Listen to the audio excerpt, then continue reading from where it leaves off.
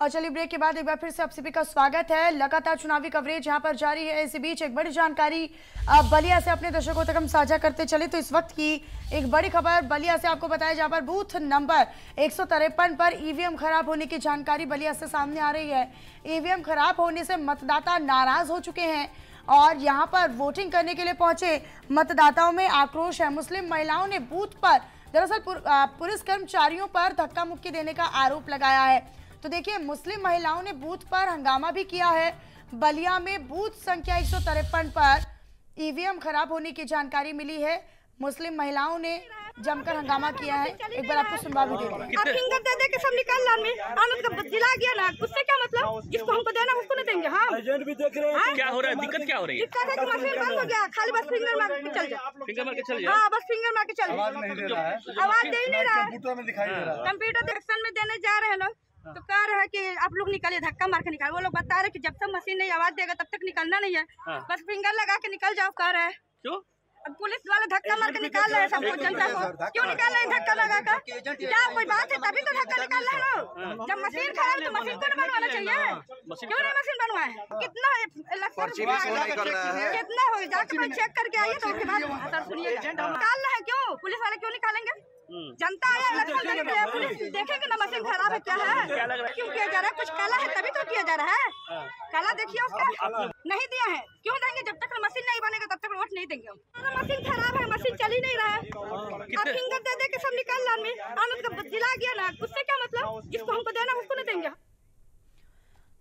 और इस बीच एक बड़ी जानकारी महाराजगंज से आप तक साझा करें तो महाराजगंज से इस वक्त की बड़ी खबर आपको बताएं, जहां सदर में ईवीएम खराब होने की जानकारी है।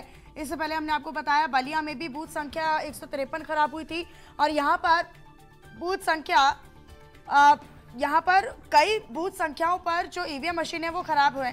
हालांकि अधिकारी भी मौके पर पहुंचे हैं, जैसी जानकारी उन्हें दी गई है मौके पर आला अधिकारी पहुंचे हैं। बूथ संख्या 439, 440, 441 पर ईवीएम खराब होने की जानकारी प्राप्त हो रही है।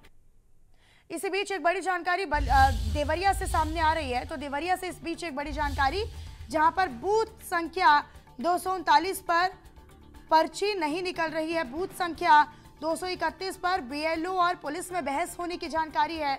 बूथ संख्या 328 पर भी मतदान जो है वो प्रभावित हो रहा है। तो देवरिया से बड़ी जानकारी आप तक साझा कर रहे हैं। बलिया हो, महाराजगंज हो या फिर देवरिया हो, ये तमाम वो जगह हैं जहां पर बूथ संख्या में ईवीएम खराब होने पर मतदान प्रभावित हुआ है।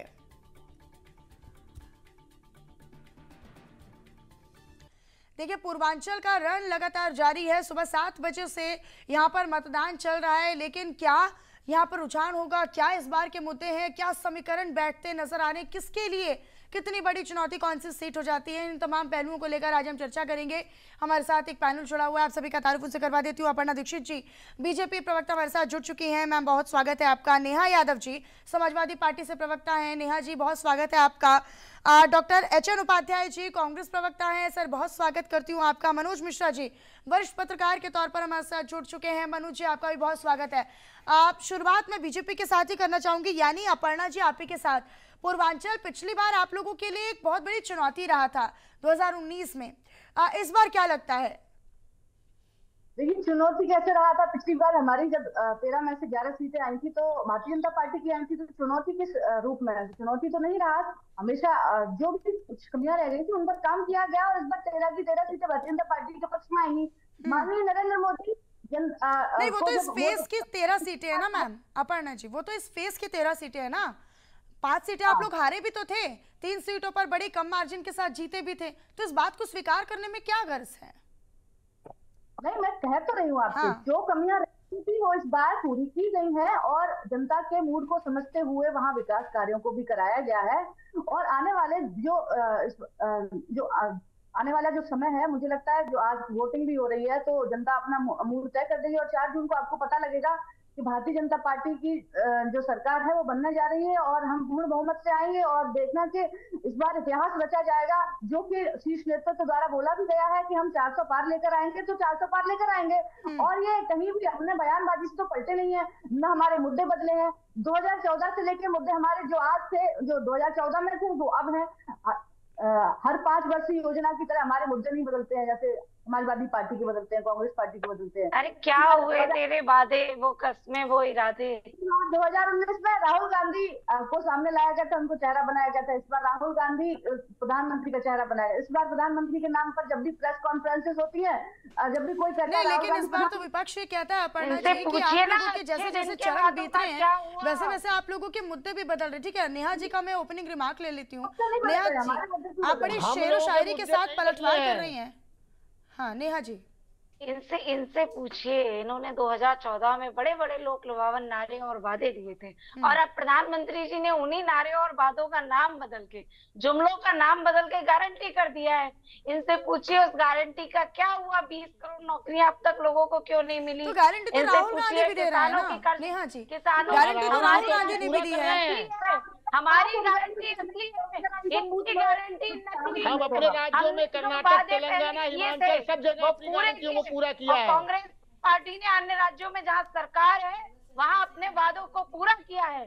समाजवादी पार्टी ने भी 2012 से 17 के कार्यकाल में जो काम और वादे किए थे उसका 1% भी भारतीय जनता पार्टी उत्तर प्रदेश में नहीं कर पाई। हमने बड़ी बड़ी योजनाओं को धरातल पे लाके लागू करके दिखाया। हमने 55 लाख महिलाओं को पेंशन देने का काम किया, इनने 1 रुपए नहीं दिया।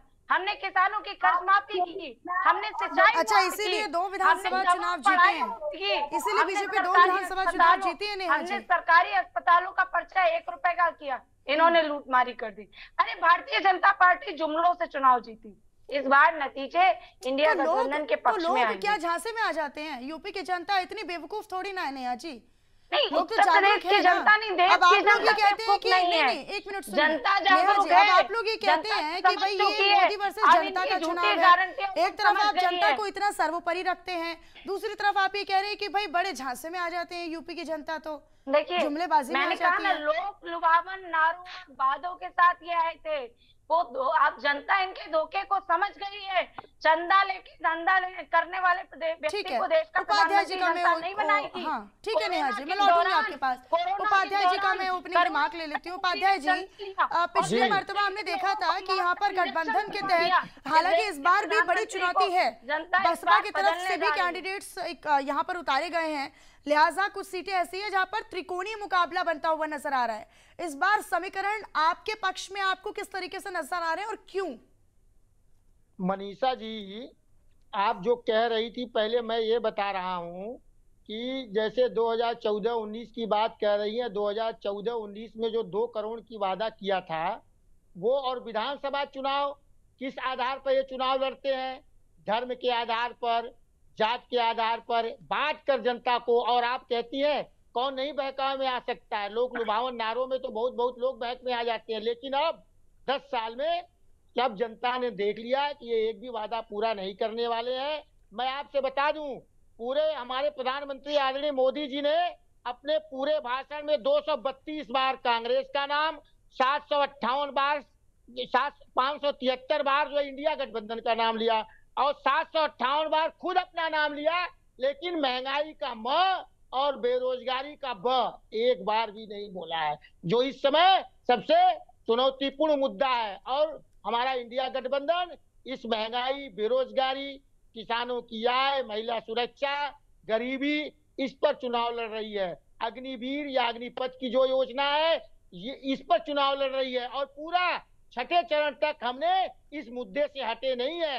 ये हमको हटाने का बहुत प्रयास किए, और ये किस पर चुनाव लड़ रहे हैं? ये मटन पर लड़ रहे हैं, मुर्गा पर लड़ रहे हैं, घर बंटवारे पर लड़ रहे हैं, मंगलसूत्र पर लड़ रहे हैं, मुजरा पर लड़ रहे हैं चुनाव।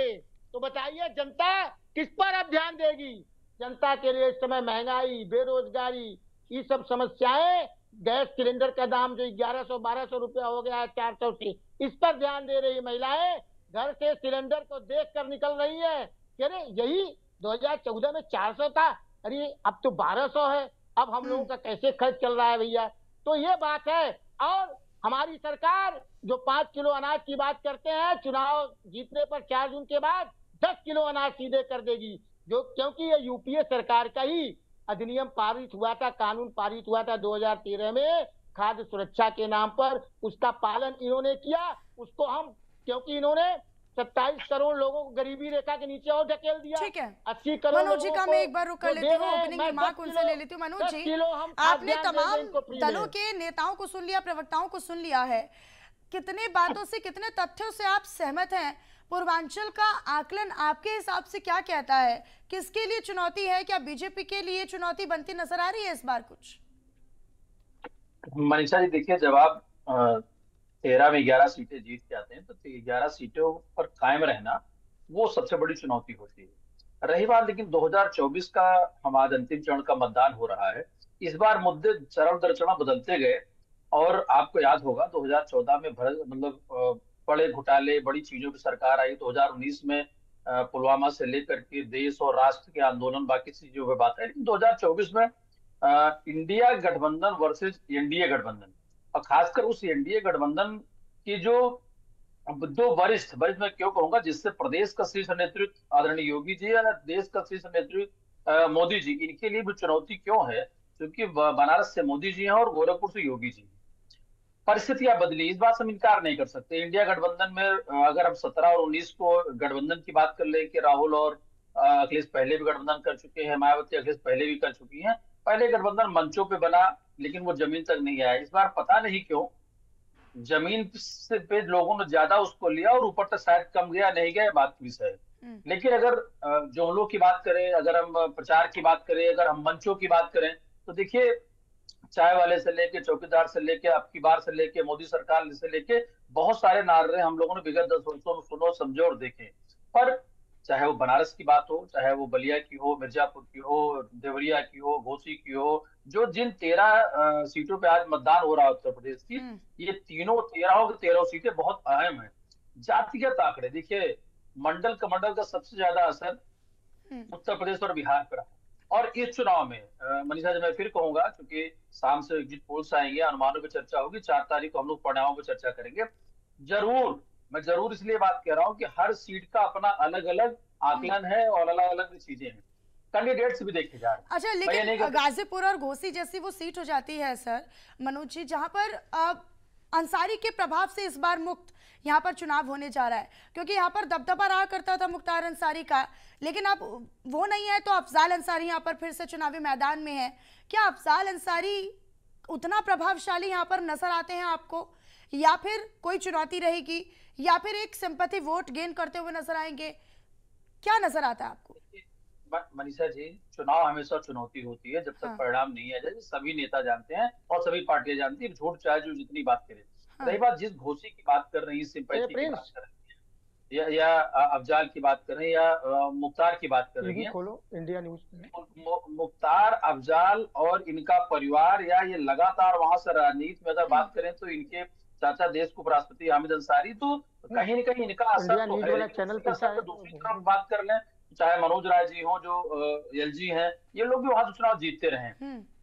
तो एनडीए और इंडिया गठबंधन के नेट टू नेट सीटों की बात हम कर लें तो उसमें बिल्कुल कहा जा सकता है, क्योंकि जातीय समीकरण उत्तर प्रदेश में या पूर्वांचल में या बिहार में हम इनकार नहीं कर सकते हैं। और सिंपैथी की बात रही तो देखिए क्या होता है कि अगर चरित्र की बात कर लें, रिकॉर्ड की बात कर लें, तो सिंपैथी नेताओं के साथ खासकर उत्तर प्रदेश में पूर्वांचल में जातीय समीकरण अभी भी प्रभावशाली आप देख रहे हैं क्या?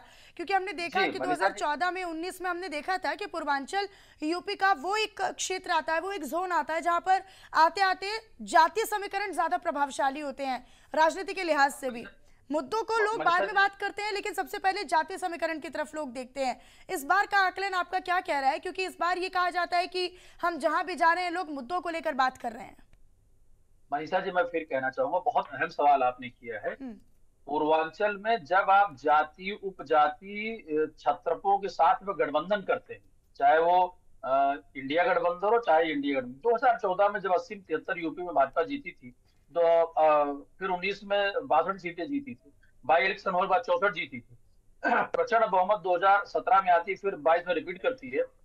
तो हम सभी पत्रकार साथियों को लग रहा था कि जातीय समीकरण से, क्योंकि भारतीय जनता पार्टी कभी सवर्णों की पार्टी कही जाती थी, लेकिन 14, 17, 19 और 22 के परिणाम ये सर्व समाज को उनको वोट मिला, तभी इतनी ज्यादा सीटें आई। लेकिन इस बार पुनः मैं देख रहा हूँ पीडीए से लेकर के, एनडीए से लेकर के, इंडिया से लेकर के जातिगत, चाहे वो राजभर हो, निषाद हो, अनुप्रिया पटोल हो, या आप अंसारी बंधु की बात कर रही थी, तो कौन किस क्षेत्रों में किसकी जातियों के मतदाता ज्यादा हैं, पार्टी।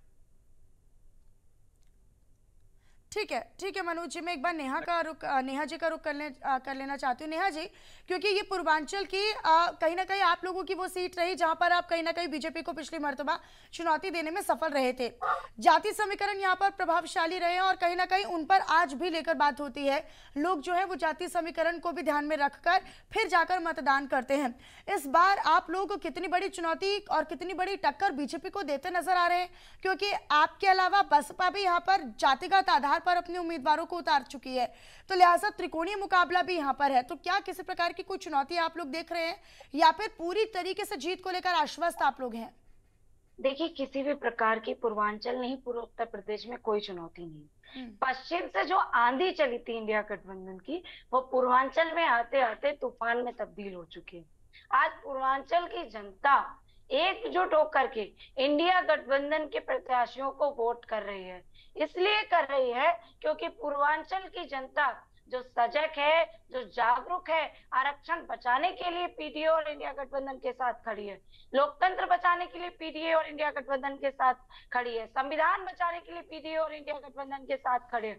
और आदरणीय अखिलेश जी ने जो लगातार पूर्वांचल से लेके पश्चिम से लेके हर तरफ आदरणीय अखिलेश जी ने जिस तरह से पीडीए का नारा और आह्वान किया है, वो पीडीए की जनता आदरणीय अखिलेश जी के साथ। लेकिन रैलियों में तो आप लोगों के नेता भ्रष्टाचार, बेरोजगारी, महंगाई, भ्रष्टाचार, अपराध, इन मुद्दों को लेकर लगातार मुद्दा बनाते हुए आए हैं।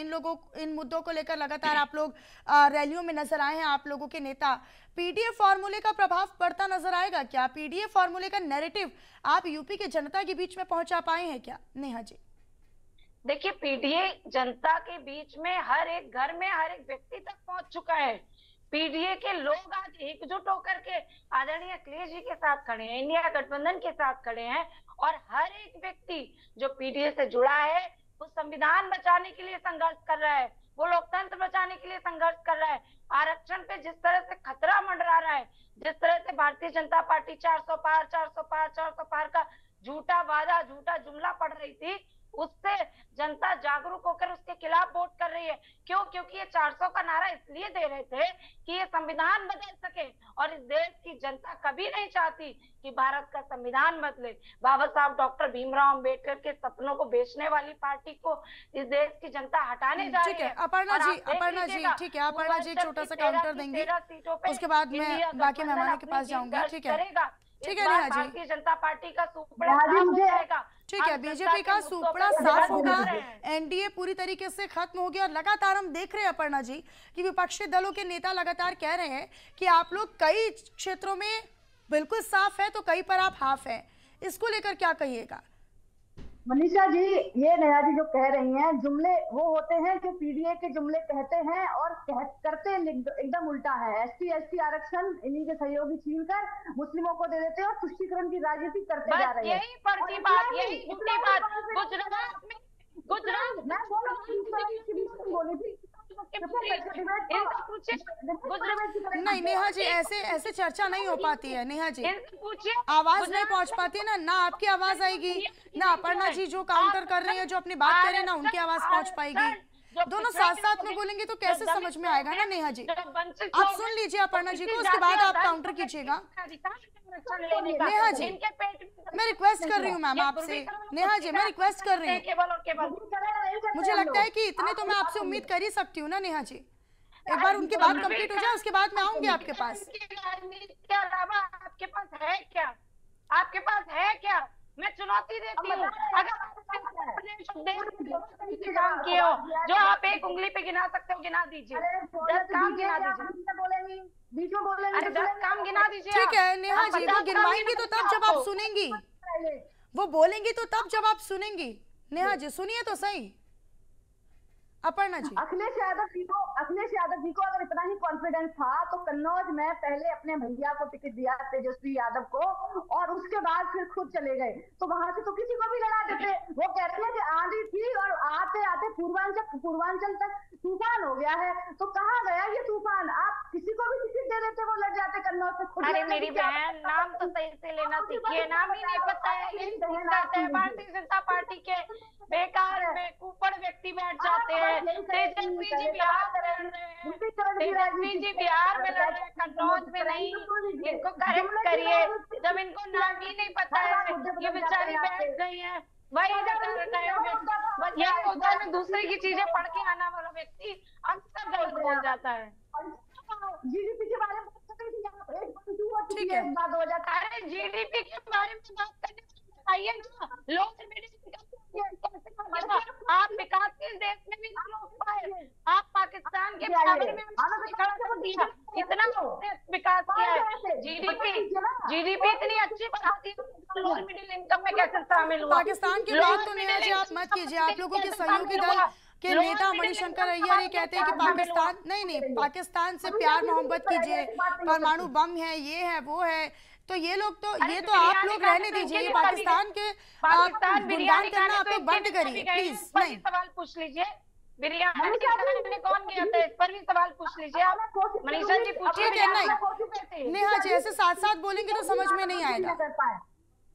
मनीषा जी अब मैं कोशिश करूंगा कि नेहा जी के हर सवाल का मैं जवाब दूं और इनके बीच में इंटरप्ट। ठीक है नेहा जी, ये रिक्वेस्ट है प्लीज, समय का अभाव है, उसके बाद आप बोल लीजिएगा, मैं आपको पूरा मौका दे रही हूँ। कर रहे हैं आप भी कर लीजिए। तो मैं भी नहीं बोल, मैं भी ऐसा ही बोलूंगी आपके लिए। ठीक है, सीधा मुद्दों पर आइए ना अपर्णा जी, सीधा मुद्दों पर आइए। तो इनसे कहिए ना चुप हो जाए, मैं इतनी देर से वो सुन रही है, ठीक है। अरे इनके पास बोलने के लिए कुछ नहीं है, इसलिए फालतू बोल रहे हैं। शिक्षा व्यवस्था की धज्जियां नहीं उड़ानी थी। देखो आपने विकास कार्य किए, आप ये कह रही हैं, आपने जुमलेबाजी तो की नहीं है, आपने विकास कार्य किए। गोमती रिवर फ्रंट की जो भ्रष्टाचारी है वो सामने आ जाए, कहाँ नहीं। ठीक है, एक भी जांच में मैं उपाध्याय जी, ठीक है मैं उपाध्याय जी का रुख कर लेती हूँ। उपाध्याय जी कुछ सीटें ऐसी हैं, ठीक है जुमले पर नेहा जी, अपर्णा जी, मुझे मजबूरी में होकर आपका ऑडियो डाउन करवाना पड़ेगा मैम, अच्छा नहीं लगता। अगर आंधी है तो बताओ ना कहाँ गया। अरे अगर आंधी है तो कुछ नहीं पे बता दीजिए आप। नेहा जी मैं आपसे रिक्वेस्ट कर रही हूँ मैम, प्लीज आप 2 मिनट के लिए चुप होंगे, मैं बाकी मेहमानों के साथ चर्चा करूंगी आगे।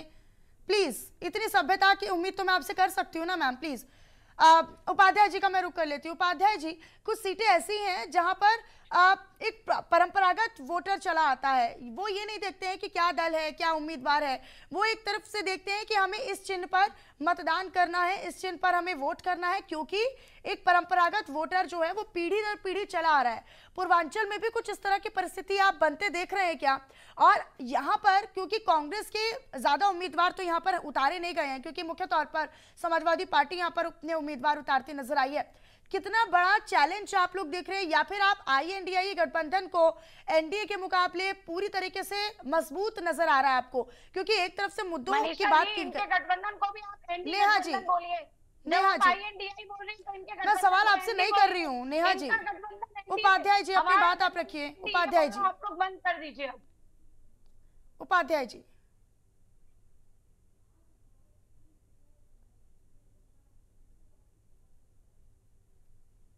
आवाज नहीं आ रही। उपाध्याय जी आपकी आवाज नहीं मिल रही है, मुझे लगता है शायद आपने म्यूट कर लिया है। हाँ उपाध्याय जी ऐसा मनीषा जी जो आप कह रही हैं, हर पार्टी के कुछ परंपरागत वोट होते हैं, लेकिन मुद्दों के आधार पर, देश की वर्तमान परिस्थितियों के आधार पर वो भी बदलते रहते हैं। जैसे एक समय में कांग्रेस के परंपरागत वोट बहुत थे, लेकिन अब वो बहुत कम रह गए हैं। तो उसी तरह से ये पूर्वांचल का जो एरिया है, इंडिया गठबंधन की परंपरागत वोट है, जो कि पिछले विधानसभा चुनाव में आपने देखा, जैसे आजमगढ़ है, आजमगढ़ में 10 सीट, वहां चुनाव हो चुका है, 10 सीट जो है समाजवादी पार्टी को गई। मऊ, गाजीपुर, ये सब सभी क्षेत्रों में विधानसभा चुनाव में इंडिया गठबंधन खासतौर से समाजवादी पार्टी को सफलता मिली थी। तो हमारे जहां तक वाराणसी की बात है, मनीषा जी 10 साल में यहाँ पर एक भी विकास कार्य नहीं हुआ, न एक फैक्ट्री लगी, न एक कंपनी लगी, न किसी को रोजगार मिला।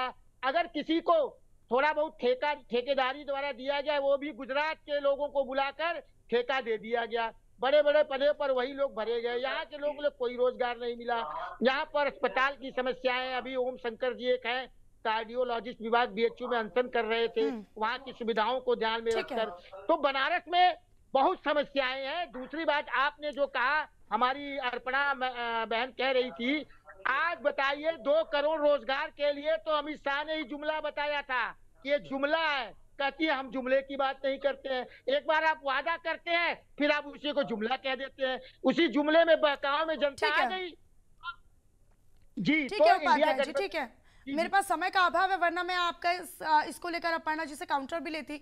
बहरहाल बहुत शुक्रिया आप सभी खास मेहमानों का हमारे साथ इस चर्चा में जुड़ने के लिए, अपना कीमती समय हमारे साथ साझा करने के लिए। तो देखिए, लगातार पूर्वांचल को लेकर हम चर्चा कर रहे हैं, लेकिन इसी बीच काशी से एक बेहद ही सकारात्मक और बेहद ही खूबसूरत तस्वीर सामने आई है, जहां पर हमारे channel head, India news Uttar Pradesh Uttarakhand के चैनल हेड ने अपने कैमरे में एक काशी से तस्वीर कैद की है, जहां पर अल्जाइमर के रोग से पीड़ित अपनी पत्नी के साथ मतदान करने के लिए पहुंचे। लिहाजा ये उस प्रेरणा को दर्शाता है, ये उस ऊर्जा को दर्शाता है कि लोकतंत्र के सबसे बड़े अधिकार का लोग किस कदर सम्मान करते हैं, सम्मान के साथ उसका इस्तेमाल भी करते हैं।